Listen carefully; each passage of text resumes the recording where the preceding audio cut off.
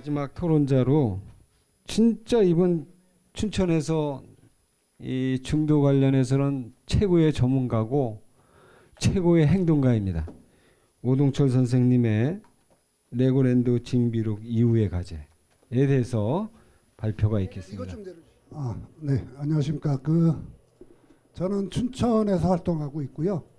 뭐 레고랜드 최고의 전문가라고 하시는데 레고랜드 전문가는 아니고요. 그 중도유적과 관련해서 제가 워낙 이제 관심을 가졌던 시기가 오래되기도 했고, 뭐 아시는 것처럼 TV나 이런 라디오에 나와서 많이 이제 방송을 하다 보니까 최고의 전문가라고 말씀을 하시는데, 전문가분들은 따로 있겠죠. 저는 이제 운동을 하는 입장이라서 그 운동을 하는 사람의 입장에서 보는 이 하중도 그 관광지 개발 사업의 문제를 좀 이야기하고 싶고요. 불 좀 꺼주시죠. 고전에 아까 여기 토론하던 중에 나행주 선생님이 질문하셨던 것 중에 답변이 안 나온 게 있는데, 굉장히 중요한 부분에서 이걸 좀 먼저 좀 설명을 드리겠습니다. 지금까지 강원대를 비롯한 강원도 소재 대학과 연계한 중도유적 관련 활동은 어떤 것이 있는지 궁금하다고 이렇게 주최 측에 답변을 달라고 하셨어요. 근데 주최 측에서 아마 이 답변하기 쉽지 않으실 것 같고 그래서 제가 좀 설명을 드리겠습니다.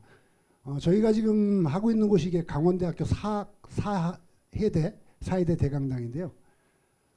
제가 사회대 교수님들하고 그러니까 학장님을 비롯해서 사회대 교수님들 전체를 모아놓고 중도의 유적에 관해서 이제 강의를 했던 적이 있어요. 그리고 문화인류학과 학생들한테는 강의도 했었고 중도를 직접 데리고 와서 답사를 하면서 이제 설명도 했었죠. 그런데 사학과하고는 전혀 얘기를 한 게 없습니다. 이게 왜 없냐면 사실 중도 레고랜드 사태가 지금까지 오게 되는데 가장 결정적인 게 뭐냐. 뭐 여러 가지가 있겠지만 사실 강원대의 역할이 굉장히 컸습니다. 제가 사실 이런 발표를 할 때마다 늘 굉장히 전 이 발표할 때면 이게 열부터 올라가고 이제 좀 막 승질이 나요. 제가 국회 토론회 갔을 때도 그랬었는데 제가 이 운동에 나서게 됐던 결정적인 이유가 바로 강대 사학과 교수님이 한 한마디 때문이었었어요. 뭐였었냐면 중도 레고랜드 개발이 들어가기 전에 이제 처음 발굴을 하잖아요. 2013년도 10월 달에 발굴 허가 신청이 허가가 났고 4월 달에 발굴이 시작되고 첫 번째 이제 유적이 공개된 날이 2014년 7월 29일입니다. 이날 오전에 문화지청에서 매장문화재분과위원회가 열렸고 오후부터 이제 유적을 공개하는 행사가 있었는데 제가 이제 있는 곳이 춘천 역사문화연구회이기 때문에 역사문화연구회 회원들 그때 한 20분 정도하고 같이 여길 들어가서 보고요. 저희는 애초에부터 중도 유적에서 엄청난 유적이 나올 거라고는 예상을 했었죠. 그렇기 때문에 2012년도에 저희가 강원도에 공문 하나 역사문화연구에서 공문을 보냈어요. 어떤 공문이었었냐면 만일에 여기다 레고랜드를 꼭 하겠다고 하면 발굴 이후에 할 건지 말 건지를 판단해야 된다는 요지에서 이제 공문을 보냈고 답변을 받았습니다. 답변 어떤 거였었냐면 발굴 이후에 면밀하게 검토해서 하겠다. 이렇게 답변을 받았죠. 그랬는데 2014년 7월 29일 날 여기 들어갔을 때 엄청난 유적이니까 뭐 거기 온 분들 뭐 아마 누구나 똑같았을 겁니다. 이게 엄청났기 때문에 여기다가 어떻게 레고랜드를 하냐, 뭐 다른 사업을 하냐, 관광지 개발 사업 하냐, 안 된다 이런 이야기들이 주였었는데 제가 강대 사학과 교수님한테 물어봤어요. 이 정도 상황에서 이걸 우리가 어떻게 해야 되냐 그랬더니 딱 한마디 돌아온 말이 뭐였으면 발굴했는데 뭐 어떻게 합니까? 개발해야죠. 바로 이게 강원대학교를 비롯한 강원도뿐이 아니라 한림대도 마찬가지였었고요. 사학과 교수들의 생각이었었던 거예요. 그러니까 이 레고랜드 사태가 터졌을 때 2014년, 2015년, 16년 이게 한창 막 크게 물이 붙어 있을 때 강단사학계 교수님들 중에 단 한 명이라도 중도유적의 중요성 얘기한 적이 있나요? 아마 들어보신 적 없으실 겁니다. 왜냐하면 본인들이 얘기해 놓은 게 있기 때문에 못 뒤집죠. 저는 대학을 다니지 않은 사람이에요. 제가 논문을 여러 편 썼는데요. 제가 첫 번째 논문을 썼을 때 마지막에다 어떤 내용을 썼었냐면 내가 지금 주장하는 내용보다 더 진보된 학설이 나오거나 새로운 자료가 나온다면 난 이거에 대해서 과감하게 수정을 하거나 철회를 하겠다고 이야기를 썼어요. 마지막 결론에다가. 제 논문을 지도하셨던 분이 이렇게 할 것 같으면 논문 쓰지 말라고 그러더라고요. 그래서 제가 뭐라 그랬냐면, 아니 내가 지금까지 연구한 건 이거고 앞으로 어떤 게 나올지 모르는데 그게 나온다면 당연히 내가 한 거 잘못됐다고 인정하라는 게 맞지 않느냐 그랬더니 역사학에서는 그렇게 하면 안 된다고 얘기를 하더라고요. 이게 바로 강단사학계가 가진 시각이라는 거죠. 이런 얘기를 너무 하면 좀 오래 걸릴 테니까요. 제 발표를 하도록 하겠습니다. 제가 후반 관광지 개발 사업 징비록이라고 했던 이유는 2022년에 제가 발표했던 이 똑같은 자료에 더해서 앞으로의 중도를 어떻게 할 것이냐의 이 의논을 여러분들과 또 다른 분들에게도 역시 구하기 위해서 이제 하는 것이고요. 제 주장일 수도 있는 것이죠. 요거를 좀 발표를 드리도록 하겠습니다. 이 머리말은 뭐 책에 있는 내용이니까요. 제가 이거를 쓴 거는 지난해 썼던 거고요. 여기다 좀 더해서 이제 제 주장을 좀 펼치기 위한 건데요. 제가 징비라는 표현을 했던 이유는 제가 쓴 글에 이제 여러 군데 나옵니다만 이 중도가 앞으로 어떻게 되든 간에 관계없이 우리가 생각하는 대로 중도가 어떤 방향으로 가든지 아니면 우리가 하고자 하는 방향하고 전혀 다른 쪽으로 가든지 어떤지 간에 이 사태를 만든 사람들에 대한 책임은 분명히 물어야 된다. 그래야만 앞으로 다른 일을 이런 일을 반복하지 않을 거라는 뜻 때문에 징비라는 표현을 썼고요. 요거는 작년에도 비슷한 이야기를 했기 때문에 좀 많은 양을 줄이고 다른 거를 좀 포함해서 내용을 나가도록 하겠습니다. 사실 레고랜드 사태를 저희가 보면 핵심은 저는 능력 없는 자치단체장의 문제라고 보고요. 탤런트 같은 자치단체장 때문에 생긴 문제라고 봅니다. 사실 전임이 최문순 지사 당시에 이제 이 사업이 굉장히 적극적으로 추진됐고 했던 사업인데 최문순 지사님에 대해서 저는 누구보다 잘 아는 사람 중에 하나고요. 측근이라면 측근이었던 사람이기도 합니다. 왜냐하면 최문순 지사가 처음에 보궐선거를 통해서 이제 선거에 나오셨을 때 제가 선거대책본부장을 했었어요. 이 춘천 그렇기 때문에 누구보다 잘 알죠. 이분이 어떤 분인지. 사실은 이렇게 갈 줄은 진짜 꿈에도 몰랐기 때문에 저도 그렇게 했었고요. 오죽하면 제가 나중에 손가락 잘라고 싶다고 얘기했고 제가 지금까지 선거를 수십 번 했습니다만 유일하게 도지사 선거를 백지로 내본 적이 딱 한 번 있는 게 이제 이 문제 때문입니다. 레고랜드 문제 때문이었었고요. 왜 이런 거냐면 내용을 보시면요. 결국은 이 레고랜드 사업을 춘천 시민들이 찬성 내지는 동조 아니면 묵인했던 이유는 춘천이 갖고 있는 현실이에요. 춘천은 사실 이 수도권 상수원 보호구역, 군사시설 보호구역 이런 거를 통해서 이제 개발이 제한됐던 지역이기 때문에 소리가 작으면 안 예, 되세요. 알겠습니다. 안 하셔도 될 것 같아요. 굉장히 커요 지금. 네. 개발이 굉장히 제한됐던 지역이기 때문에 시민들의 입장에서는 뭔가 큰 사업이 들어온다 그러면 찬성을 할 수밖에 없죠. 더군다나 이 처음에 내세웠던 것이 레고랜드가 들었으면 연간 200만 명의 관광객이 온다는 것이고 그다음에 10,000개 일자리가 생긴다. 그다음에 5조 원의 경제적 효과라는데 초기에는 이 5조 원의 경제적인 효과라는 게 연간이나 이런 게 없었어요. 그냥 5조 원의 경제적 효과에 이르다 보니 이게 선거 때 나온 슬로건이거든요. 그러니까 시민들 입장에서 5조 원의 경제 효과니까 엄청나죠. 저희가 문제 제기를 해서 이게 답변을 받고 이제 나중에 바뀐 건 뭐냐면 10년간 5조 원이라는 거죠. 1년에 5천억의 경제적 효과라고 그러는데 그것도 역시 맞지 않는 거고요. 그다음에 강원도는 땅만 빌려주는 거지 우리 돈은 한 푼도 안 들어간다고 했죠. 그러니까 시민들 입장에서 반대할 이유가 없죠. 돈이 안 들어간다는데. 그다음에 전 세계 유일한 글로벌 테마파크가 강원도 춘천에 들어온다는데 누가 이거 반대하겠습니까? 반대 못하지요. 결국은 이런 것들이 그랬고요. 문제는 이제 뒤에 가면 저는 이게 사대주의자와 같은 시각이라고 보는데 이런 대목이 있어요. 강원도는 망해도 멀리는 절대 안 망한다 이런 대목이 있습니다. 내용 강원도지사님이 발언했던 내용 중에 의회에서 발언했던 건데요. 강원도는 망해도 멀리는 절대 망하지 않는 회사다. 그러니까 안전한 사업이라고 이야기하는 거죠. 뭐 아시는 것처럼 멀린이 작업난 때문에 다시 레고 그룹으로 넘어간 게 한 3년 됐죠. 결국은 이런 것들이 있고요. 그 다음에 오히려 우리가 멀린에게 감사해야 하고 모셔야 하는 사업이다. 뒤에 또 나옵니다만 우리나라 삼성보다 브랜드 가치가 높고 뭐 신뢰도 훨씬 높은 기업이 멀린이라고까지 이야기했던 정도죠. 요게 이제 사대주의와 다름없는 맹신이라고 제가 이야기하는 부분입니다. 그래서 제가 이 멀린이라는 회사를 분석하기 위해서 홈페이지 들어가서 다 재무제표하고 다 분석을 해봤는데요. 멀린은 전 세계 200대 그룹 안에도 아예 못 들어가죠. 뭐 500대도 못 들어갑니다. 삼성이 6인가 아마 할 겁니다. 현대, 기아가 70위권 정도 되고요. 그러니까 이제 이 멀린 회사가 어느 정도냐.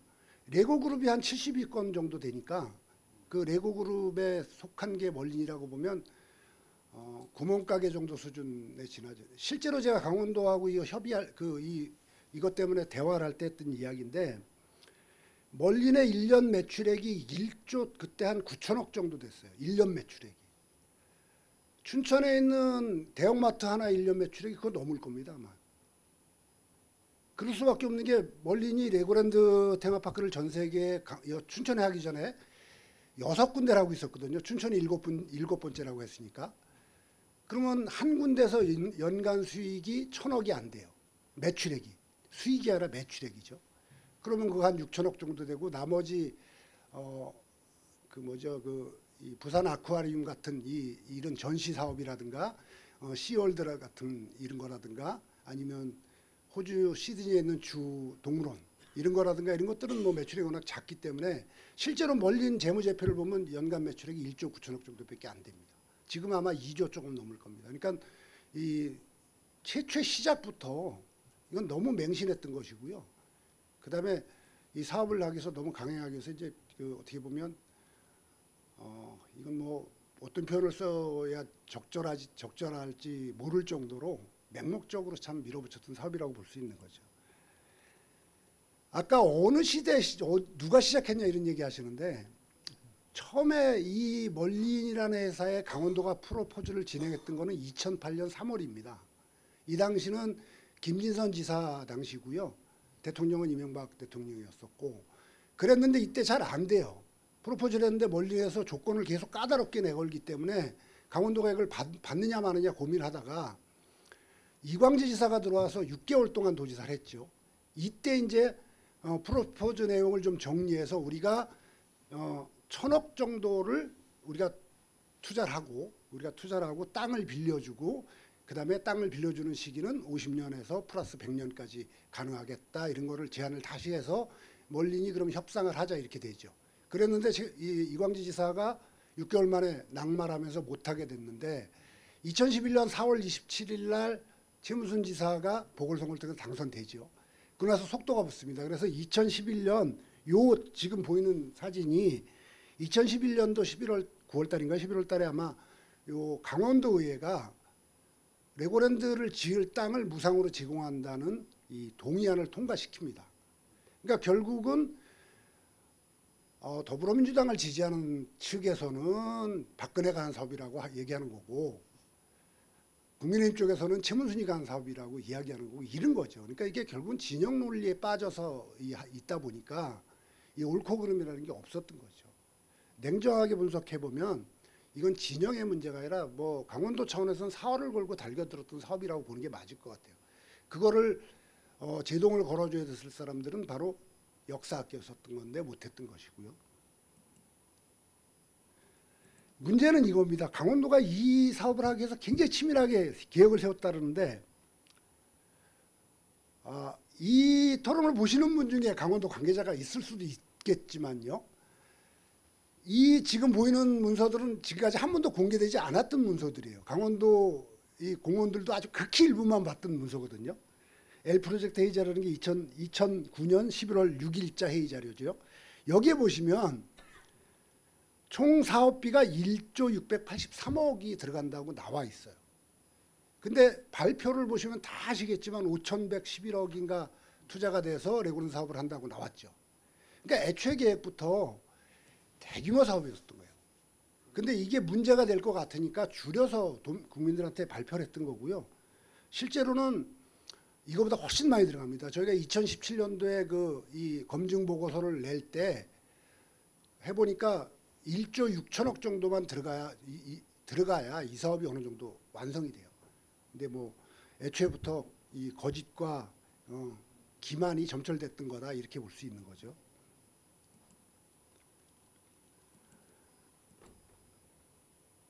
요거 왜 제가 전대미문의 사기기라고 썼냐면 뭐 제가 2015년 1월 달에 그 국회 토론회 할 때부터 제가 이 사업은 사기라고 말씀을 드렸던 부분인데요. 내용을 보면 이래요. 강원도가 발표한 것과 멀린에 발표한 것과 완전히 다릅니다. 강원도는 2013년 9월 26일자에 도의회 동의를 받았기 때문에 받았고 요때 멀린과 그 협약을 맺었다고 발표를 하고 본계약을 맺었다 그러죠. 협약이 아니라 그 MOA죠. MOU에서 MOA로 가서 이제 본 계약을 맺었다고 하는 게 2013년인데 그래서 2013년 12월 27일하고 2014년 1월 2일 날 최문수 지사가 언론 인터뷰를 통해서 가장 큰 이 성과는 멀린과의 본계약이다 이렇게 얘기하는데 멀린은 2014년 2월 27일 날 멀린 그 홈페이지에 보면 뭐 어떤 내용이 나오냐면 일본과 한국에서 협상이 진행 중이라 그래요. 계약이 안 됐다는 얘기죠. 언제 처음으로 협약이 진행됐다고 나오냐면 2014년 11월 28일 날 이날이 착공식이 열린 날이에요. 이 날짜에 멀린은 협약을 맺었다고 발표하죠. 뭐 이게 쭉 보시면 이 자료집에 나오니까 쭉 보시면 강원도가 발표했던 것과 멀린이 발표했던 게 계속해서 다릅니다. 그래서 제가 사기라고 이야기하는 부분이고요. 심지어 2022년 12월 5일까지도요. 멀린사 홈페이지에 춘천 레고랜드는 없었어요. 없었습니다.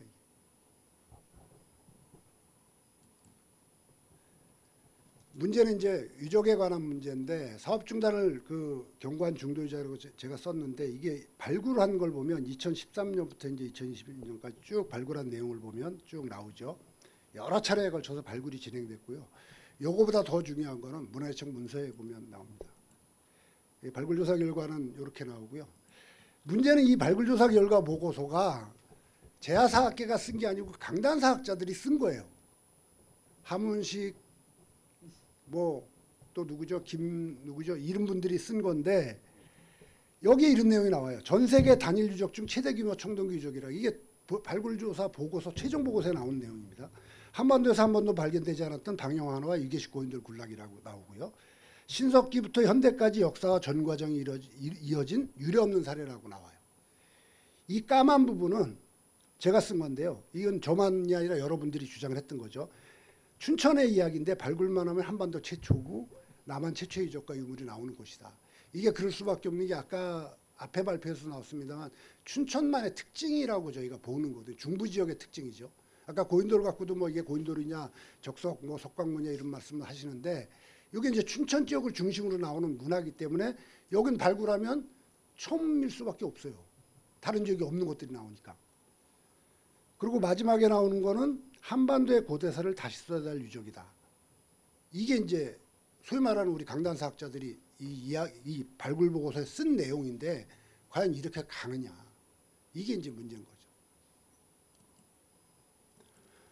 뭐 워낙 많이 나온 거기 때문에 요 사진들은 잘 아실 거고요. 금기거리 요게 3점이 나왔는데요. 이 아래 보이는 이 금기거리 요 2점. 이게 발굴되고 나서 공개가 안 됐습니다. 뭐 아시는 분들은 아실 텐데 이 비파형 청동검의 손잡이가 처음 발굴됐던 시기가 2015년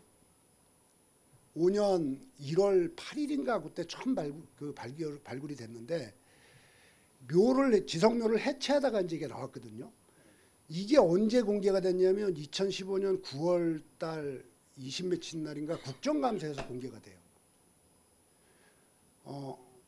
이 금기거리 역시 공개가 안 됐었죠.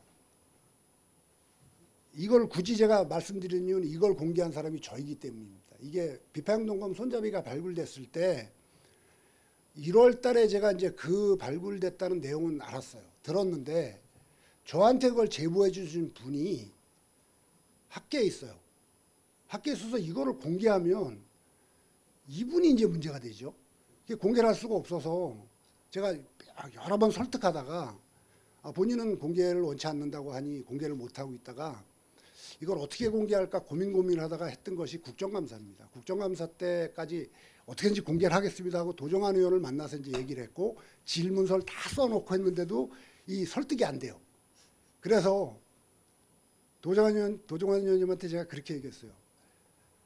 그런 소문이 있는데 당신 아니냐고 문화청장한테 한번 질의해봐라. 실제로 국정감사에서 그렇게 질의했거든요. 그때 국정감사 아마 보신 분들 있으실 텐데 질의를 그렇게 했어요. 비파행동검의 손잡이 부분이 뭐 발견됐다는 얘기가 있는 그런 소문이 있는데 혹시 들어봤냐 하니까 그 당시 문화청장이 처음 듣는 얘기거든요. 본인이 몰랐으니까. 그러니까 깜짝 놀래갖고 국정감사장이니까 뒤에 있는 이 과장한테 이런 거 있냐고 확인해 보라니까 이제 과장이 그 자리에서 강원도청에다 전화를 한 거예요. 그러니까 강원도청에 전화하니까 이제 강원도청 담당자가 발굴조사기관에 또 확인하고 그러니까 발굴조사기관에서 그런 거 있습니다 이렇게 된 거죠. 근데 그 사진은 제가 미리 보내줬었거든요. 그러니까 이제 나중에 이제 공개가 되게 됐던 거죠. 요 금기거래 역시 마찬가지예요. 그런 식으로 공개가 안 되다가 왜냐하면 이때 공개가 안 되면 2015년이면 레고랜드가 가느냐 마느냐 이게 굉장히 시끄러울 때입니다. 그러니까 중요한 유물이 나오면 공개를 안 하는 거죠. 이렇게 갔던 겁니다. 요거는 이제 발굴조사 보고에 나오는 전체 그 수량인데요. 이 유물입니다. 이게 8,025점이라고 이야기하는데 이 8,025점이 맞느냐 안 맞느냐 누구도 검증 못해요. 제가 10년을 계속 봐왔지만 검증을 할 수가 없는 게 워낙 많은 게 나왔기 때문에 이게 요거는 보존이 가능한 거고 요거는 유물 숫자로 들어가는 거고 요건 안 들어가는 거고 이렇게 보면 아마 차로 나와도 몇 차가 나왔겠죠. 근데 그 중에서 이걸 뭐 굳이 유물로 꼭 분리 안 해도 되는 것들은 다 폐기를 시키니까 그래도 이거는 보존하고 남겨놔야 되는 유물로 뽑은 것이 8,025점이지 실제 발굴된 유물이 8,025점이라는 얘기 아니라는 겁니다. 실제 발굴된 거는 뭐 차로 몇 차가 될 정도로 나왔고요. 실제로 제가 발굴장에 몇 번 가봤습니다만 집자리 하나에서 수십 개, 수백 개씩의 유물이 나오는데 이게 8,025점만 되겠습니까? 엄청나죠. 그러니까 요거는 그나마 보존 가치가 있고 중요성이 있는 것들이 8,025점이다 이렇게 이해하시면 될 것 같아요. 문제는 이제 우리나라 문화재 정책이 어떠냐는 겁니다. 이게 저는 제가 주장을 뭘 하기에 앞서서 문화재위원회나 문화재청이 낸 회의록을 중심으로 좀 볼게요. 이게 2013년에 문화재청 회의록인데요. 이게 발굴조사 허가 신청이 됐을 때 문화청에 나온 회의록, 이 결과에 나온 회의록이에요. 유적의 보존과 개발이 조화를 이룰 수 있도록 할 것 이렇게 썼단 말이에요. 이야기가 뭡니까? 개발하라는 거잖아요, 문화청이. 여기서 어떤 유적이 나올지 모르는 상태에서 개발하라고 이미 이야기했는데 요 전에 회의록에 보면 어떤 내용이 나오냐면 이미 엄청난 유적이 나올 거라고 회의록에 나와요. 근데 문화청은 애초에부터 보존할 생각이 없었던 거죠, 이렇게 보면.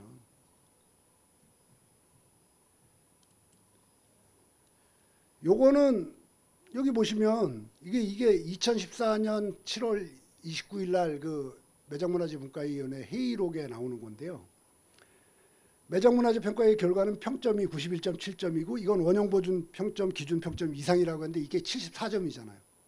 그럼 뭐 월등히 높은 유적이죠. 근데 이때 매장문화재분과위원회에서 부결을 안 하고 보류를 하죠. 보류를 합니다. 그래서 이것 때문에 이제 뭐 이 소위 말하는 이 중도유적 운동하시는 분들은 분개를 하고 계시는데 저는 정말 중요한 내용은 지금 여러분들이 보시는 것 중에 안 들어가 있는 위쪽입니다.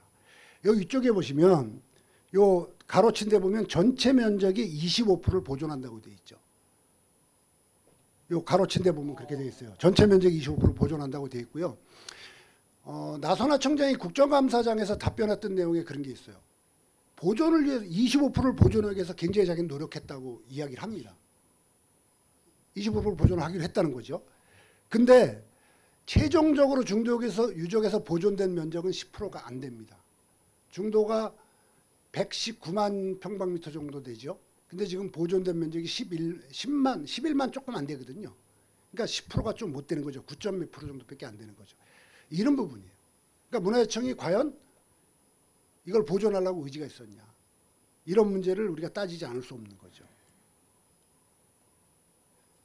그 발굴된 면적을 기준으로 하더라도 발굴된 면적이 원래 보면 이 발굴 허가서에 보면 발굴이 44만 3,225고 시굴이 12만 2천에서 요게 한 56만 정도 되잖아요. 57만.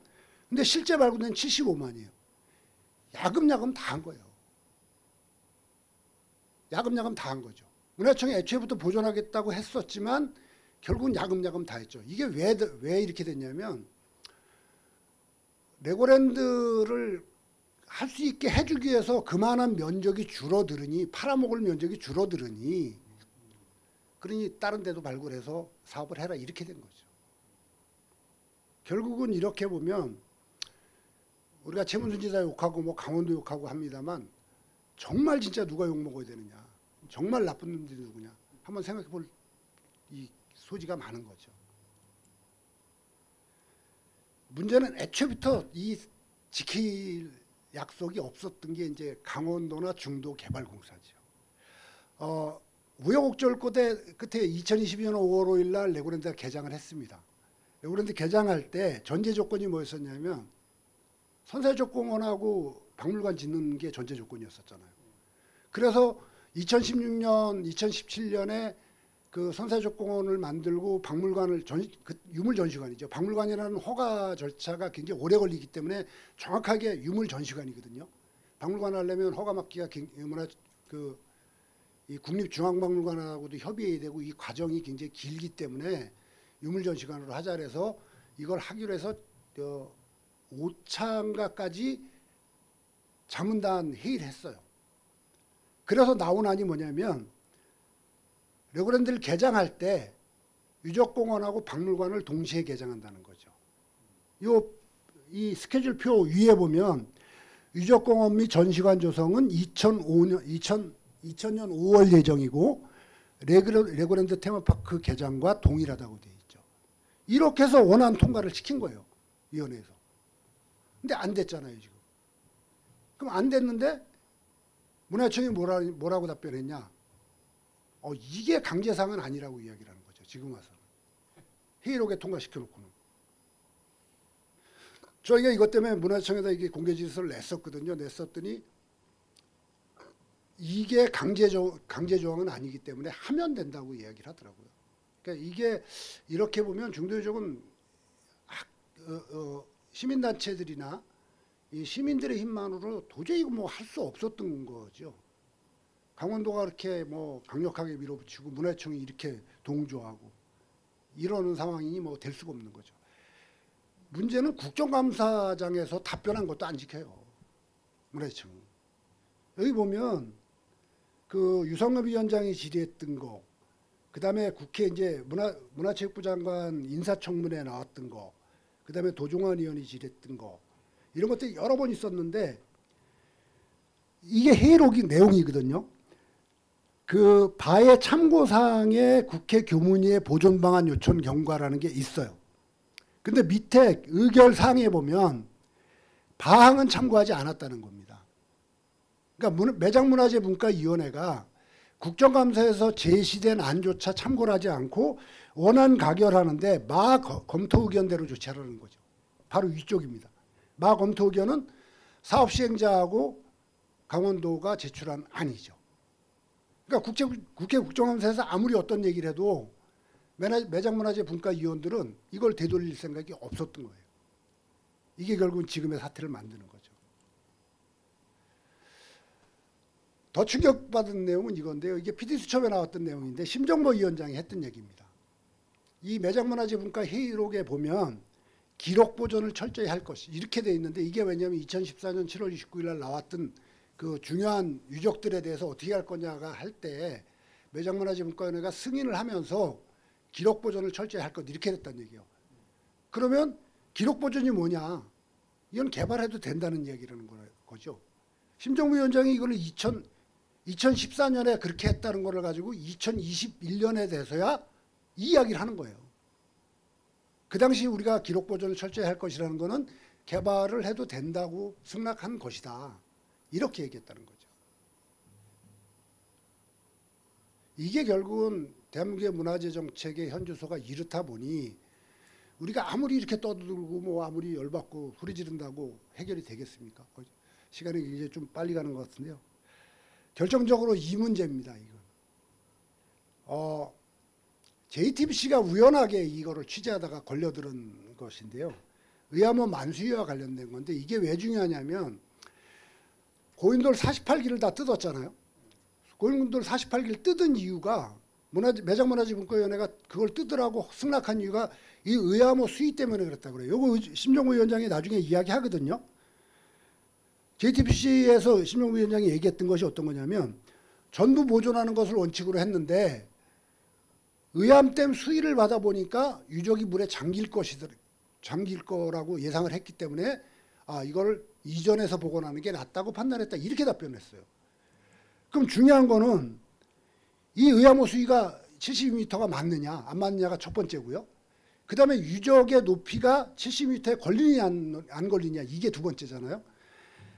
한 손에서 공식적으로 그 답변한 내용은 의암호의 만수위는 71.5m라고 답변한 거예요.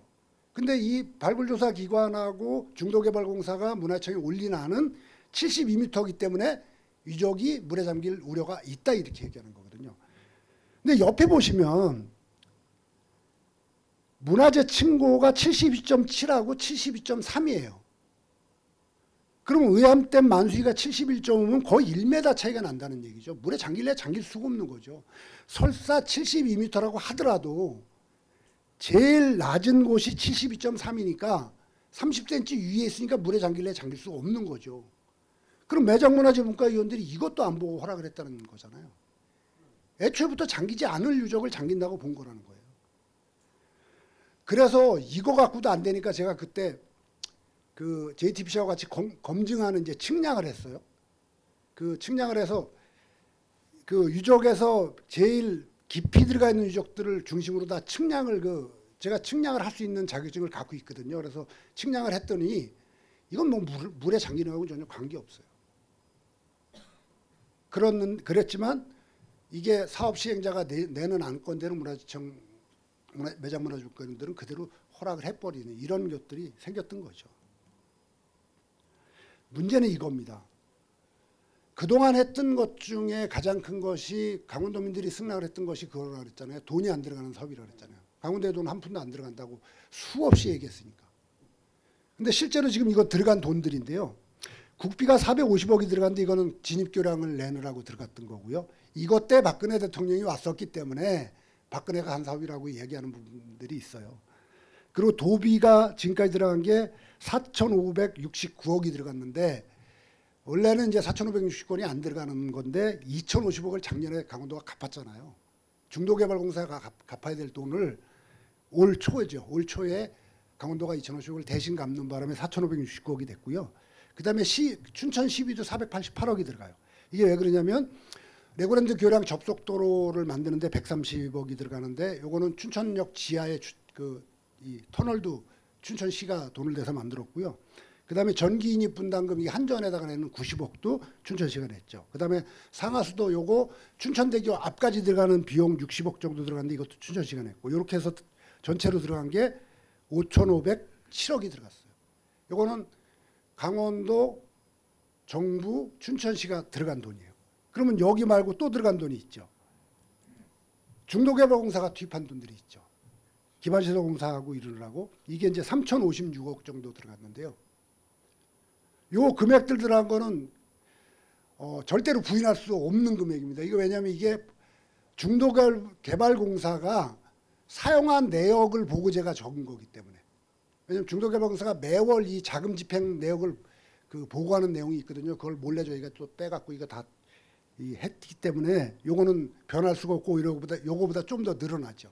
왜냐하면 매달 사용하는 그 운영비가 더 들어가기 때문에 이렇게 보면 지금까지 투입된 비용이 8,563억 9천만 원이 들었다는 거예요. 그러니까 강원도는 한 푼도 안 들어갔다는 레고랜드에 8,563억이 들어갔는데 그럼 지금 된 건 뭐냐? 레고랜드 하나밖에 안 됐잖아요, 지금. 나머지 허허벌판이잖아요. 앞으로 더 들어가야 돼요. 앞으로 더 들어가야 되는 게 더 문제죠. 이 강원도가 알펜시아 문제 때문에 지금 20년을 넘게 계속 이게 논란이 됩니다. 근데 알펜시아는 어쨌든 팔게 되면 뭐 아무리 싸게 팔아도 7천억 원 받을 거 아니에요? 그러면 강원도가 투입된 돈이 많게 잡으면 1조 6천억 정도 된다고 하니 뭐 7천억을 받는다 그러면 한 9천억 정도 손해보는 거겠죠? 알펜시아는 더 손해보죠. 아니 이 레고랜드는 9천억도 넘게 손해보면서 땅 싹 날렸으니까 어느 게 더 큰 손해냐. 알펜시아는 아무것도 아니라는 거죠. 앞으로 들어갈 돈이 이겁니다. 선사유적공원하고 박물관, 이게 유물전시관인데요. 이게 380억을 계획을 냈는데 사실 380억 갖고 어린 반푼도 없는 얘기죠. 유물전시관 하나 짓는데도 이거 뭐 엄청날 텐데. 그래서 그 액면그대로 받아들였다고 하더라도 380억이 들어가야 되고요.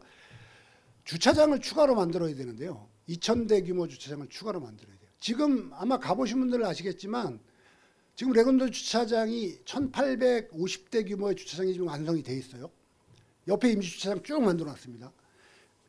주말에 레고랜드 주차장에 몇 대 정도 들어오냐. 아무리 많이 들어와도 500대 안 들어와요. 아예 텅텅 비어있죠, 주차장이. 근데 멀린과의 협약에 의해서 2,000대를 더 만들어줘야 돼요. 협약 내용이 그러니까. 그래서 지금 김지태 지사가 이거 주차장 만드는 건 다시 협의해야 된다고 지금 이야기를 하고 있어서 저는 이거 강원도가 절대 만들어주면 안 된다고. 만들 이유도 없어요. 차가 안 들어오는데 뭐 주차장이 왜 필요합니까? 지금 거기 임시주차장 엄청나게 만들어놨는데도 그냥 텅텅 비어있는데 본 주차장도 3분의 1도 안 차는데 아무리 많이 차봐야. 이게 어쨌든 간에 500억 플러스 알파. 그 다음에 중도개발공사가 땅을 강원도한테 사서 이제 이걸 개발하는 건데 땅값을 10%만 주고 등기를 갖고 간 것도 있고 뭐 50%를 주고 갖고 간 것도 있고 이래요. 남은 금액이 485억이라고 제가 파악하고 있는데 아마 이거보다 좀 더 넘을 겁니다. 그러면 중도개발공사는 앞으로 880억 정도를 더 들어가야만 어느 정도 이게 좀 정리가 돼요. 공사가 끝난다는 의미가 아닙니다. 지금 단계에서 정리지. 그러면 9,443억 정도가 들어간다는 거죠. 1조 원이 넘게 들어가는 사업이다. 이렇게 보시면 될 것 같습니다. 이런 부분들을 우리가 명확하게 알고 이런 부분에 대해서 분명한 평가를 해야 된다. 또 처벌도 해야 된다. 근데 우리가 처벌할 수 없으니 검찰이 해야 되는데 우리는 대한민국에 검찰이 있는지 저는 모르겠습니다. 문제는 계속해서 강원도가 얘기했던 모든 그 사업이 완료되면 부채 생활이 가능하다. 중도개발공사가 얘기하는 거죠. 근데 지금 요 그림에 보시는 것처럼 여기 보시면 이 분홍색으로 표시된 부분들이 매각이 가능한 부지들이에요. 매각할 땅이고, 그리고 나머지 이 레고랜드 그다음에 문화재 보존구역 매각 못하지요. 그다음에 주차장 매각 못하죠. 컨벤션 센터는 이미 강원도가 산 거죠. 그러면 나머지 땅을 팔아갖고 2,050억을 강원도에 갚아야 되는데 이 땅 다 팔아도 2,050억이 안 나온다는 거죠. 다 팔리지도 않지만. 그럼 앞으로도 강원도가 이 돈을 받을 가능성은 없다. 그럼 어떻게 할 것이냐. 이제는 강원도에 선택이 남아있다는 거죠. 보통 이제 저희가 이런 얘기를 계속하니까 어떤 분들이 그런 얘기하면 그럼 너는 대안이 있냐 이렇게 얘기해요. 운동을 하는 사람은요. 아까 장우순 교수님이 그 운동권에서 계셨다고 얘기하셨지만 운동을 하는 사람은 원칙을 갖고 운동하는 거잖아요. 운동하는 사람이 원칙을 갖고 하는데 타협을 그럼 네가 조금 양보하고 우리가 조금 양보해서 이거 타협을 하자. 그러면 운동할 이유가 없죠. 원칙을 세우자고 운동을 하는 건데. 근데 이런 이야기를 해요. 참 깝깝하죠, 저 입장에서는. 그럼에도 불구하고 지금 상태에서 우리가 원칙만 고수할 거냐. 지금 저렇게 이미 망가져 있고 앞으로 어떻게 될지 모르는데 그럼 지금 단계에서 우리가 고민할 건 뭐냐. 저도 그래서 운동하는 사람의 입장이지만 고민을 해요. 어떤 고민이냐면 이런 거죠. 앞으로 어떻게 할 거냐의 고민입니다. 현재까지 중도부지 활용 방안은 이래요. 아까 그 분홍색으로 된 상가 지역을 다 분양해서 여기에 상가가 들어오는 거고 맨 밑에 휴양형 리조트에 호텔이 됐든 리조트가 들어왔든 뭐 들어와야 되는 거고요. 맨 위에 호텔 부지에도 뭔가가 들어와야 돼요. 근데 이미 물 건너간 사업들이죠. 상가는 들어올지 모르겠어요. 어떻게 될지 모르겠습니다만. 그러면 이 방식대로 가는 게 맞느냐. 이걸 한번 재검토해 보는 게 어떻겠느냐. 이겁니다. 지금 요 PPT에 나오는 색깔이 있는 그 빨간색을 제한 나머지 부지는 절대 건드릴 수 없는 부지라는 거예요. 이미 강원도로 넘어왔거나 더 이상 요건 건드릴 수 없는 부지라는 거죠. 하얗게 되어 있는 부분들이 중도개발공사가 이제 개발이 가능한 부지라고 볼 수 있는데요. 이렇게 되는 거죠. 그러면 최선이 아니지만 차선을 한번 고민해 보면 이렇게 될 것 같아요. 그림이. 요 세 가지 부지는 절대 불가결이고요. 주차장 물론 레고랜드를 뭐 없애고 이 전 국민이 다 들고 나서 이거 철거해라 뭐 해서 한다 그러면 없앨 수도 있겠죠. 근데 현실적으로 가능하지 않다고 보면 요 세 가지는 못 없앤다. 그럼 나머지 부분에 대한 고민을 우리가 해야 되는 거잖아요. 저는 이런 고민이 있다고 봐요. 요 녹색으로 되어 있는 부분은 선사유적공원 부지가 가능해요. 요 세 군데는 이미 선사유적공원으로 지정이 되어 있는 거고요. 맨 위에 길게 되어 있는 땅이 강원도가 컨벤션 센터를 짓겠다고 매입을 한 땅이에요. 지금 강원도 소유입니다. 임시주차장으로 되어 있죠. 근데 여기 임시주차장 할 이유가 없으니까 이 땅까지 선사유적공원을 확대하면 어떻겠느냐는 거예요. 그렇게 되면 요게 이제 매각부지들이 문제가 되는데 요 빨간 땅이 매각부지고 이게 상가 1, 2, 3부지거든요. 요걸 지금 팔겠다는 건데 선사유적공원이 이렇게 연계가 안 되고 떨어져 있으면 이게 꼴이 우스우니 최소한 그럼 가운데 하나라도 한번 빼버리면 요 땅인데요. 요걸 만일에 상가부지에서 빼버리면 적어도 선사유적공원들이 연계는 된다는 거예요. 그러면 이 고민은 강원도가 할 수 있지 않겠느냐. 여기서 좀 더 나가서 요 부지까지 연계를 한다 그러면 여기 선사유적공원이 들어서게 되면 어쨌든 사람들이 선사유적공원을 보기 위해서 올 거 아니에요. 이 오는 사람들이 휴게실도 필요할 거고 뭐 먹을 걸 사 먹을 매장도 필요할 거기 때문에 상가부지가 필요해요. 그럼 요 빨간 부지 하나만을 상가부지로 활용을 한다 그러면 이것도 작아 보이지만 이게 한 2만 평방미터 정도 되거든요. 7,000평, 8,000평 되는 부지예요. 그럼 여기를 상가로 개발을 하고 나머지를 선사유적공원으로 한다 그러면 적어도 이 중도지키기 운동을 하는 모든 분들이 아니더라도 대부분은 동의하지 않을까. 왜냐하면 레고랜드를 지금 단계에서 철거하지 못한다 그러면 이게 최선 아니지만 차선의 방법이 이런 게 아니겠느냐. 이 고민을 해보자는 거죠.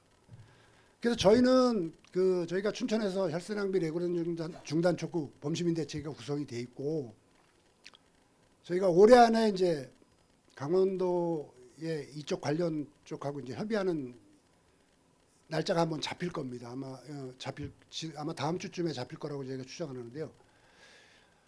최소한 2안 정도를 한번 갖고 이야기를 해보자.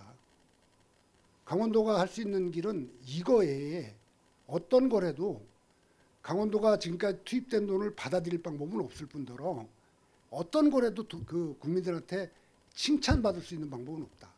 그럼 최소한의 방식이 이것이 아니겠느냐. 이런 제안 한번 해볼까 하는 생각을 가지고 있습니다.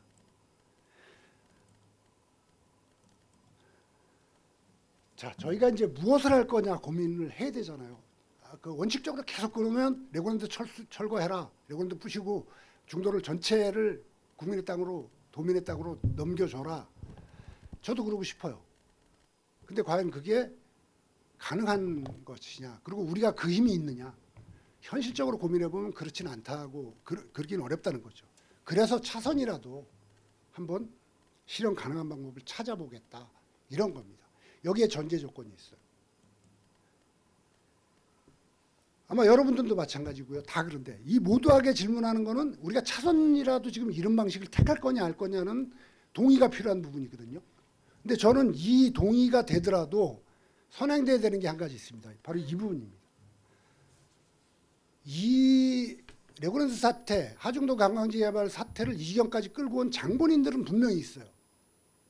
지금까지 처벌받은 사람은 딱 둘입니다.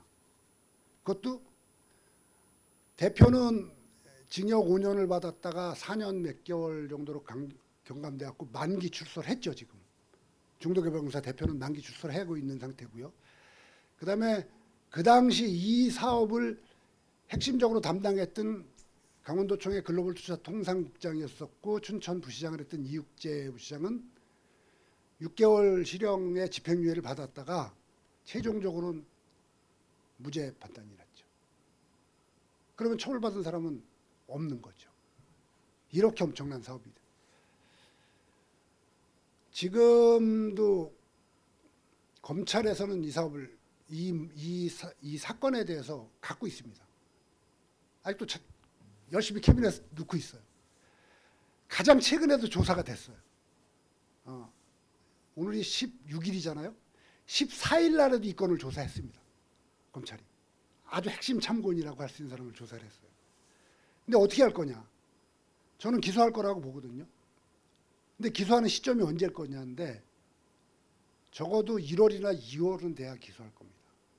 이건 뭘 말하냐면 몇 년이 지나도록 이 조사된 게요. 몇 년 동안 조사된 게 다 차곡차곡 쌓여 있었어요. 근데 왜 1월이나 2월에 하냐. 내년 4월이 국회의원 선거잖아요. 이런 검찰을 믿고 저희가 처벌되길 기다려야 된다는 이 한심한 거죠. 왜냐하면 제가 이런 말씀을 드릴 수 있는 거는 저는 이거에 참고인 조사만 10번 이상을 검찰에 가서 받았던 사람이에요. 그리고 누구보다 많이 정보를 검찰에다 제공을 했고요. 제가 조사받을 당시에 검찰의 수사 기록이 10,000쪽이 넘었습니다. 근데 기소 안 했어요.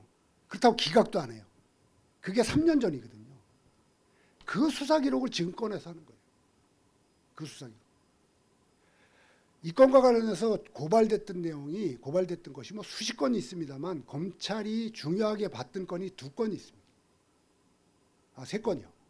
3건이 있는데 저희가 고발했던 건이 2건이 있고요. 한 건은 강원도의원이 고발했던 건이 있죠. 요 3건이 지금 병합돼 있는 거거든요. 병합돼서 지금 최근에까지 참고인 조사를 했던 거고 아마 기소라면 아마 1월이나 2월에 하지 않을까 생각이 드는데 이런 검찰을 믿고 저희가 이 잘못된 사업을 처벌해달라. 아까 나왔던 문화재청 그런 문화재청을 저희가 보면서 이 중도요적을 살려달라고 중도요적을 되찾게 해달라 이런 요구를 하는 것 자체가 정말 자괴감이 드는 거죠. 저희가 이런 토론회를 수도 없이 했습니다만 할 때마다 느끼는 건 저희 어떻게 보면 벽에다 대고 소리 지르는 거잖아요. 아까 그 나행주 선생님이 말씀하셨던 왜 학계하고 이야기를 안 했냐는 아까 제가 말씀드렸잖아요. 학계가 할 생각이 없고 그 사람들이 범인인데 따지고 보면 거기다 우리가 뭐라고 얘기합니까? 이 이야기는 너네끼리 하지 말라고 하는 건데 너네끼리 아니면 할 사람이 없어요. 이게 누구도 안 나서는 겁니다. 그래서 저희가 이게 10년 동안 이루고 있는 겁니다. 어쨌든 저희가 내년 총선에 결과가 어떻게 되든 관계없이 앞으로 어떻게 되든지 저희는 가장 중요한 거는 김진태 지사님이라고 봅니다. 제가 사실 김진태 지사님한테 지사님이라고 부르지도 않는 사람인데 공식적인 석상이니까 김진태 지사님이 되돌릴 수 있어요. 적어도 최선이 아니더라도 차선의 방법까지 되돌릴 수 있는 사람은 현 강원도지사예요. 저희가 그거를 위해서는 앞으로 남은 시간 동안 좀 더 이 세게 이야기를 할 필요가 있고 좀 더 우리가 흔히 왜 제야사학계로 이 강단사학계를 나누느냐. 우리가 주장이나 어떤 이걸 펼칠 때 좀 접점을 찾아가는 좀 했으면 좋겠다. 제가 운동을 하면서 이 근거를 가지고 계속 얘기하겠다고 하는 이유들 적어도 반박을 안 받게끔 해야지 이게 접점이 찾아질 거 아니에요. 이런 노력들이 우리가 좀 더 필요하지 않을까 이런 생각이 듭니다. 이 정도로 해서 마치고요. 제가 시간을 너무 많이 쓴 것 같아서 죄송합니다. 예. 아니다. 지난 10년 동안 방송, 지역 방송이죠. 또 서울로 해서 검찰로 해서 정말 또 매달 걷기 행사하면서 한 번도 쉰 적이 없어요. 우리 오동철 선생님을 위해서 큰 박수 한번 부탁드립니다. 네. 예, 잘 들었습니다. 예. 저는 전에 이제 이 중도를 알게 된 것이 벌써 한 5, 6년 된 것 같습니다. 제가 이제 경동대학교를 왔다 갔다 하면서 춘천을 이제 들른 적이 여러 번 있었는데 그때 이제 여기도 들러보고 해서 한 5, 6년 된 것 같습니다.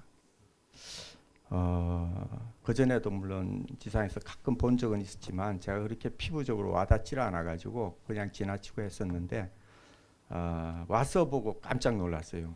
뭐 여러 가지 검은 비닐에 쌓여가 있는 그런 돌무더기, 처음에는 돌이 들은 줄도 잘 몰랐죠. 나중에 이제 알았는데 그 유적을 그런 식으로 관리한다니까 깜짝 놀랐는데, 그리고 나서는 더 이상 이렇게 소홀히 해서는 안 되겠다 싶어가지고, 물론 뭐 과거에도 역사에 대해서 관심이 없었던 건 아니고 제가 학교 교양 강의를 하면서도 제가 이제 그런 역사를 이야기를 안 해서는 안 되겠다 싶어서 그런 부분에 대해서 이야기를 하고, 제가 이제 경동대 이전에는 광운대학교 환경대학원이라고 있습니다. 거기서 이제 강의를 했기 때문에 학생들, 대학원생들한테도 그런 이야기를 가끔씩 했어요.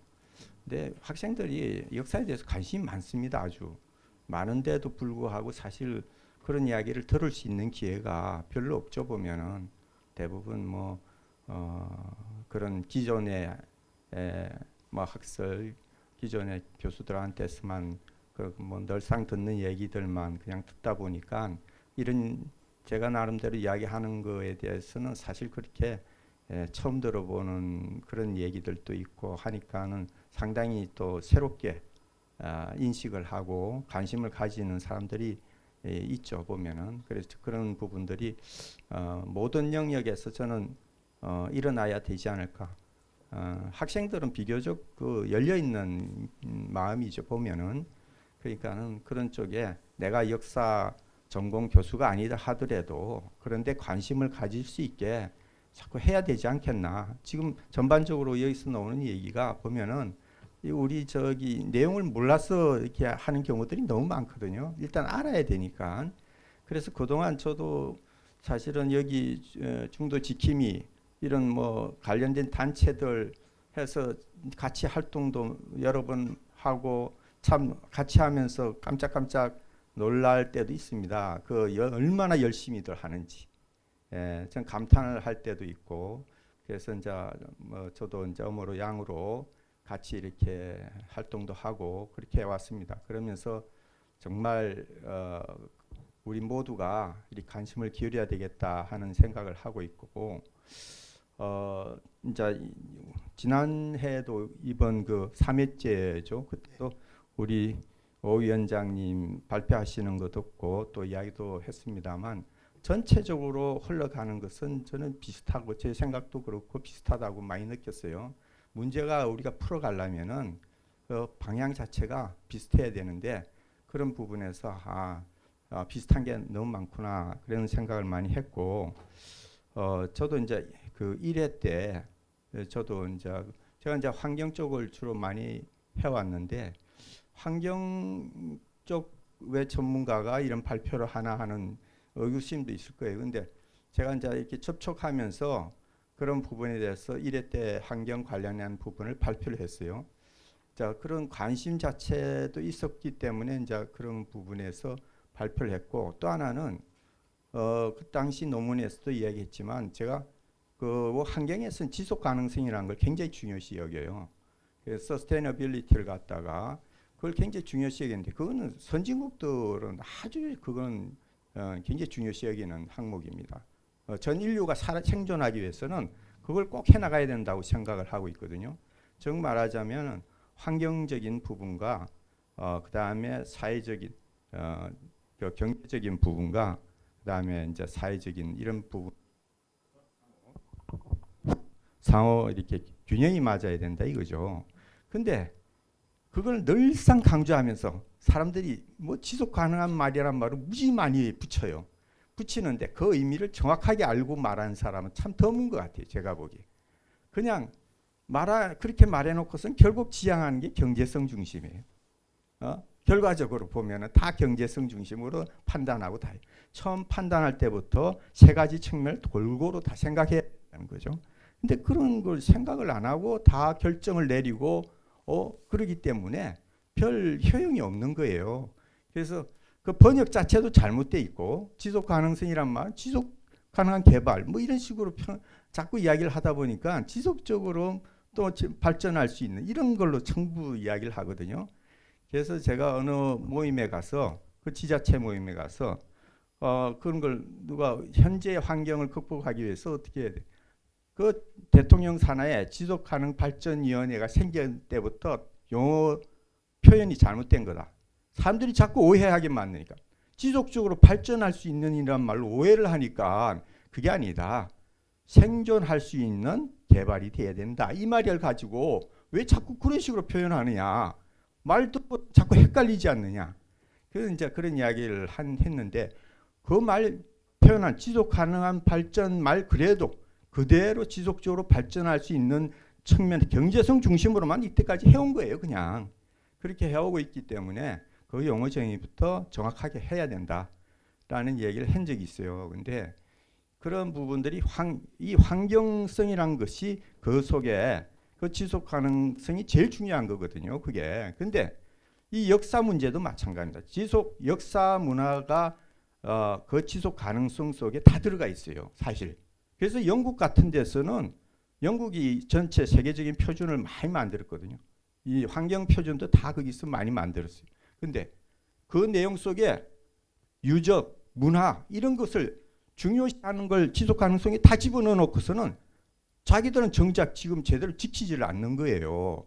그게 말이 안 되는 거죠. 그러니까는 그러한 부분들을 갖다가 정말 제가 그래서 전에 문화재청장한테도 그 레고랜드에 이메일 보낼 때도 그런 이야기를 써서 보냈는데 부끄러운 줄 알아야죠. 자기들이 그렇게 중요시 여긴다고 하면서 정작 다른 나라에 와서는 하나도 지키지도 않는 그런 모습이 얼마나 우습냐 그런 그 이야기를 했는데 그 지금 이렇게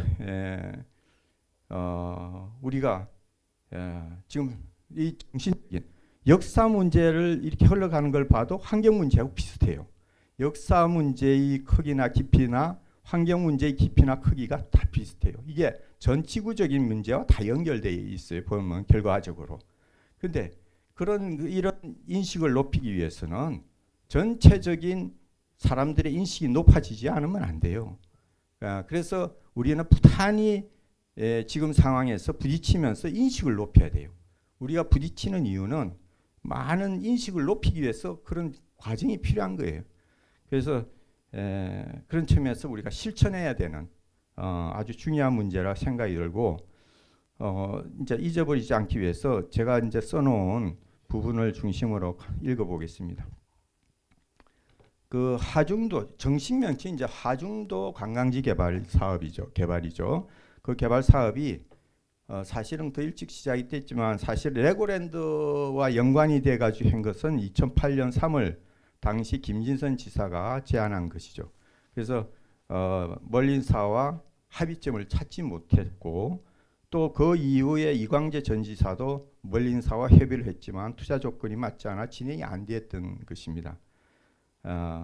그래가지고 2011년도 최문순 도지사가 보궐선거에서 당선된 이후 계약하고 그다음 본격적으로 진행된 것으로 보고 있습니다. 그리고 제가 이제 1회 중도 역사문화보존학술대회에서 그 중도 호반 관광지 개발의 환경 영향 등을 발표를 했어요. 그 당시에 조사한 것을 보면은 춘천 호반 관광지 지정이 1969년 1월 22일에 됐고 또 그 관광지 조성 계획이 1971년 7월 15일 처음으로 교통부에 승인되었습니다. 이후 2016년도까지 조성 계획 변경이 10차 이루어졌습니다. 이러한 과정을 보면 강원도에서 경제적 자립을 위한 노력이 일찍부터 있었음을 알 수 있습니다. 그러나 사업 타당성이라는 측면에서 보면 타당하지 않기 때문에 과거의 지사들도 타당 체결을 결국 할 수가 없었던 거죠. 그런데 이제 그것을 갖다 억지로 지금 추진을 해서 계약 체결을 하고 진행을 한 것이죠. 그리고 이제 1900 원래 이 중앙박물관, 국립박물관이 여기에 처음 조사하고 발굴하고 했던 것이 1977년부터 했어요. 그래서 제가 참 아쉬운 것은 많은 시간이 흘러갔지 않습니까? 물론 아까도 지적하셨습니다마는 일찍부터 그런데 관심을 가지고 있었으면은 서로 같은 지역에 있는 사람들끼리 상호 협의해서 할 수 있는 시간적 여유가 있었는데 서로 벽들이 많은 바람에 그걸 못했죠. 또 환경적 측면에서도 그렇습니다. 우리가 환경 사업을 이렇게 진행할 때 그냥 진행하는 게 아니고 주변에 많은 관련 부서와 이런 지역이나 이런 거와 다 같이 연계해서 풀도록 되어 있습니다. 모든 항목이 지금은 많은 항목들이 조금 이런 문화재 부분들이 많이 없어졌어요. 처음에는 그것을 해놓은 흔적이 남아 있습니다. 그런 어떤 문화재 부분을 조사를 하고 그런 것을 진행을 했는데 뒤에 갈수록 그런 것이 흐려져 가는 거예요. 그래서 그런 부분이 사실 그게 맞습니다. 이런 정신적인 문화재라는 거 우리나라의 정신적인 가치거든요. 그래서 선진국에서는 굉장히 중요시 여깁니다. 그거를 보존하려고 하는 노력들을 참 많이 해요. 하는데 그러한 부분들을 갖다가 원래는 들어가 있었던 것이 자꾸만 없어져 가는 거예요. 그래서 또 중간에 우리가 뭐 사전 환경성 검토라든지 전략 환경 영향 평가라든지 이런 제도가 있어요. 그러면 주변에 관련된 항목들을 다 조사를 해서 진행을 하고 중간중간 체크를 하게 돼 있어요. 그럼 뭐 여기 뭐 원주지방환경청이라든지 이런 데서도 그런 부분에 대해서 얼마든지 제동을 가할 수가 있어요. 있는데도 불구하고 이렇게 진행됐다라는 말은 무슨 의미냐면은 이거는 많은 부처가 돼 있는데도 불구하고 그냥 막 위에서 내리면서 그냥 진행이 되는 거예요. 그래서 이것은 위에 가장 정점에서 지시가 내려오지 않고서는 이렇게 할 수가 없는 거예요. 다 연계가 돼 있는 거예요. 예, 그런 측면에서 우리는 이제 짐작할 수가 있고요. 그래서 이제 그 당시에도 제가 1차 발표할 때도 현재까지 진행 과정을 보면 역시 많은 문제가 그대로 내재되어 있어요. 1차 때 발표했을 당시의 문제가 가령 개발 과정의 어떤 불투명한 진행, 또 시민과의 소통 부재, 또 법규 및 절차를 무시하고 또 문화재에 대한 인식이 부족하고 과거와 미래에 대한 통찰력도 부족하고 이런 많은 문제들이 내재되어 있어요. 보면은 근데 지금은 어떻습니까? 지금은 세월이 더 흘러서 지금은 환경과 문화의 시대입니다. 사업 타당성 측면에서 보면 과거에 누락된 환경위기와 정신문화의 핵심인 역사문화의 보존이라는 부분은 가장 핵심을 이룬 부분입니다. 지금 황무지나 쓰레기 매립장에 레고랜드를 세운다면 혹시 사업 타당성이 나올 수 있을지 모르겠습니다. 왜냐? 쓰레기 매립장도 발굴해가지고 지금 자원으로 다시 살려내가지고 쓰려고 하는 상황이거든요. 그렇기 때문에 쓰레기 매립장도 함부로 못해요. 그러니까 그만큼 시대가 변해가고 있는 거예요. 예. 관광지란 말 그대로 그 나라의 빛나는 곳을 말하는 것이고 많은 인류가 배우고 새로움을 느낄 수 있는 곳이어야 합니다. 그것이 오랜 유적지에 수많은 관광객이 모이는 이유죠. 지난 5월 레고랜드가 오픈한 이후 사업 타당성 금방 드러났습니다. 조금만 생각해보면 알 수 있는 것을 왜 이럴까요? 욕심이 눈을 가려 제대로 보질 않기 때문이죠. 그 욕심 때문에 시민도 무시하고 법이나 제도도 무시하고 미래도 무시하는 것입니다. 국가나 인류 등은 생각지 않고 오직 자기 당만 생각하는 이기심에서 벗어나지 못하기 때문이라고 봅니다.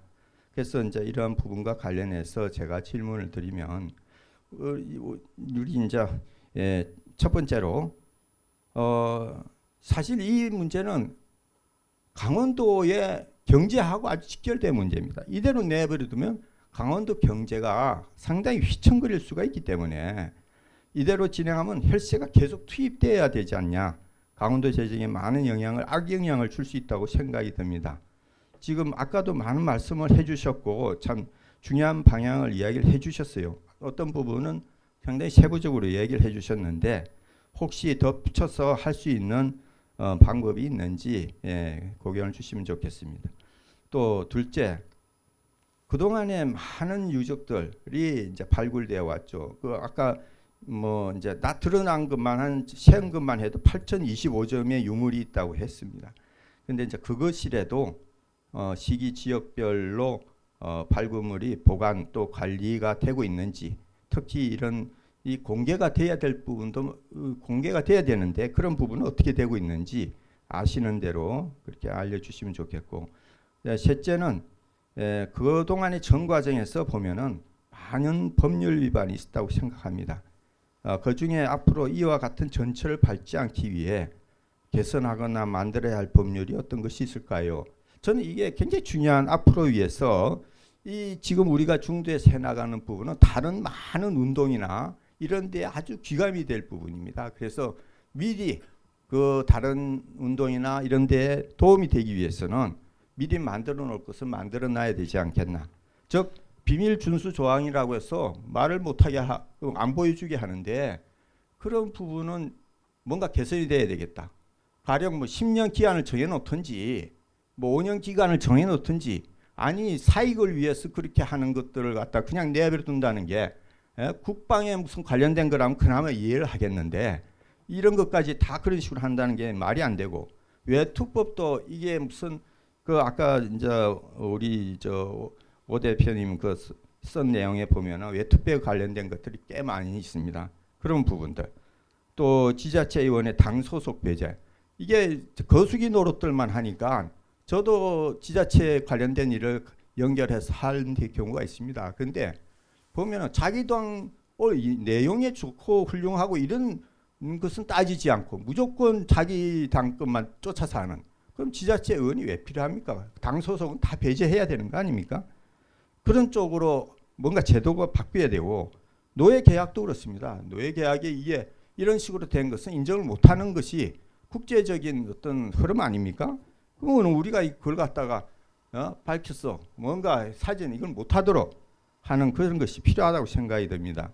그래서 그러한 부분들에 대해서 우리가 사전에 만들고 그걸 없앨 수 있는 그런 방향으로 해야 된다고 보고, 앞으로 이제 이런 연구를 더욱더 할 것이 많이 있다고 생각이 듭니다. 예, 이상입니다. 네. 오늘 선생님 시간상 여기 간단하게 좀 여기가 6시 전까지 나가요. 아니요. 50분 전에 우리 끝내야 됩니다. 정리하고 그래서 여기 시간이 정해져 있어서 첫째, 둘째 정도만 좀 얘기해 주시고. 일단 첫 번째 말씀하셨던 강원도 열사가 끊임없이 투입돼야 된다는 건 뭐 다 아실 거예요. 앞으로 계속 들어갈 수밖에 없죠. 지금 허울판이니까 이거를 땅을 다시 사들여야 되는 문제가, 내 땅을 내가 다시 사야 되잖아요. 계약금 10%밖에 안 받았던 건데 나머지 이게 그 당시 팔을 때 30만 원에 팔았던 걸 지금 300만 원에 사들여야 되는 문제가 생긴 거죠. 그러니까 앞으로 돈이 계속 들어갈 수밖에 없고요. 그 다음에 여기 어떤 시설이 들어오든 간에 거기와 관련된 기반 시설이 따라가야 되니까 중도 안에는 안 한다고 치더라도 바깥에 어떤 문제가 생기면 당장 교통 문제가 되죠. 그 들어가는 진입로가 하나밖에 없으니 그런 문제가 되고, 앞으로 이제 서면까지 연결되는 다리 놓겠다고 합니다만 계속해서 돈은 들어갈 수밖에 없죠. 아마 몇 천억 갖고 안 될 겁니다. 예. 그리고 두 번째 얘기하셨던 부분, 그 마지막에 얘기하셨던 부분, 이런 과정을 좀 되돌리려면 법률적인 걸 말씀하셨죠. 이게 이제 국회가 해야 될 건데 과연 저희가 국회 믿을 수 있을까요? 이게 참 그게 참 안타까운 거고요. 이 가장 중요한 부분은 이거 같아요. 저도 아까 그 발제문에서 말씀드렸습니다만 우리라도 진영 논리에 빠지면 안 됩니다. 이거는 진영의 관계로 빠져버리면 운동 못하죠. 제가 친문주의사 선거대책본부장 했던 사람이 친문을 구속시키자고 이렇게 달겨드는 거는 진영 논리를 벗어났기 때문에 가능한 거거든요. 근데 아직도 운동하시는 분들 중에 진영 논리에 빠져 있는 분들이 너무 많습니다. 우리 스스로도 그걸 깨야 된다고 생각합니다. 근데 누구도 하나 사과하는 사람이 없더라고요. 예, 그것이 가장 큰 문제라고 생각합니다. 주범과 종범과 협조자 누구도 사과하지 않고 있거든요. 자기는 아니라고 빠져가고 있어요. 그것이 가장 큰 문제라고 생각됩니다. 사과하면 인정하는 거기 때문에 안 하죠. 그렇죠. 대한민국에서는 사과를 하면은 그런 얘기를 해요. 진정성이 없다고. 그렇기 때문에 사과를 할 수가 없어요. 받아주는 사람이 받아주겠다는 의식이 없어요. 늘 진정성이 없다고 그래요. 그렇기 때문에 사과하지 않는 것이 가장 현명한 방법입니다. 장호승 교수님 얘기를 잠깐 듣고 싶은데, 레고랜드 문제를 초창기서부터 보면서 두 가지 문제인 것 같아요. 하나는 우리 행정과 정치의 시스템에 대한 문제, 참 후졌다 뭐 이런 게 이제 하나 있고, 또 하나는 바깥에서 바라봤을 때 학계는 왜 저러지? 뭐 이런 느낌들 두 가지가 있었던 것 같습니다. 그래서 아까 장훈 선생님이 계보 얘기를 했는데 좀 구체적으로 설명을 듣고 싶습니다. 뭐냐면 이게 동양적 사고로 보면 제자가 스승을 뛰어넘으면 박수 쳐주고 칭찬받아야 되는데, 근데 이런 게 그러니까 아까 계보에 대한 한계를 얘기하는데 구체적으로 그게 뭔지 바깥에 있는 사람들이 이해하기가 쉽지 않은 것 같거든요. 그래서 이게 이병도 뭐 김원용 얘기 나왔을 때 신 같은 분들이 만들어 놓은 거를 뒤집고 다른 얘기를 하기가 어려운 건지 뭐 이런 얘기들을 좀 잠깐 좀 들었으면, 뭐 주워 들은 얘기는 있는데 좀 그런 얘기들을 잠깐 들었으면 좋겠어요. 이게 그 학술 권력이란 게 그런 거죠. 그러니까 학예를 안 줘요. 말을 안 들으면 취직을 안 시켜줘요. 굶습니다. 그러니까 할 수밖에 없는 거예요. 노예처럼. 그게 바로 학술 권력이고 뒤집기 어려운 가장 큰 이유입니다. 네.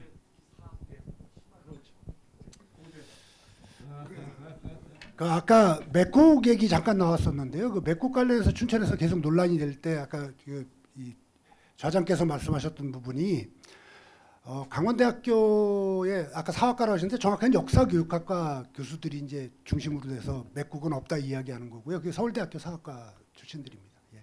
그 정도만 말씀드리겠습니다. 자, 그래서 오늘 장시간 날씨도 춥고 하여튼 고생들 많으셨습니다. 방청객분들도 고생 많으셨고요.